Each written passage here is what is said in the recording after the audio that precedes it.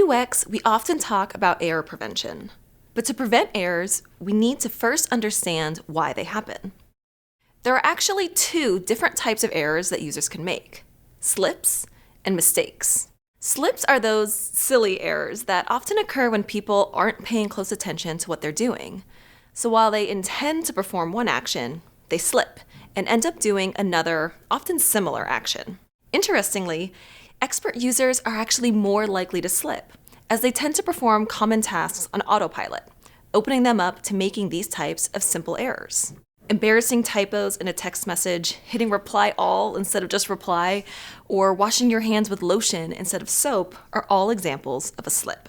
Mistakes, on the other hand, are conscious errors that occur when the user's goal is inappropriate for the current problem or task.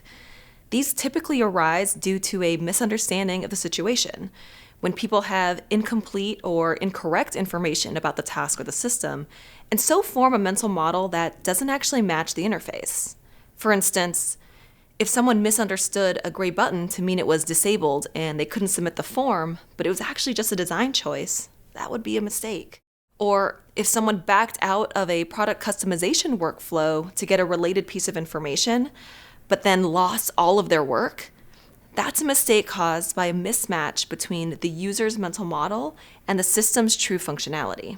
Preventing slips is mostly a matter of guiding users to stay on the right path by offering suggestions, including helpful constraints and choosing good defaults, and using forgiving formatting. Preventing mistakes relies on fully understanding your user's mental models and expectations and designing with that in mind. We want users to form an accurate and appropriate goal and be able to understand how to use the system to achieve that goal. So do your user research and to understand their mental models. Following design conventions, communicating affordances, and building in ways for users to preview the results of their actions can all help reduce user mistakes. There are also some things we can do that help avoid both slips and mistakes. Support undo, warn users before form errors are submitted, and get confirmation before taking any destructive actions. Lastly, lessen any short-term memory burdens for your users by displaying all the contextual information they may need to complete their task. Design as though the user might be interrupted at any moment and needs to be reminded of what they were doing when they return.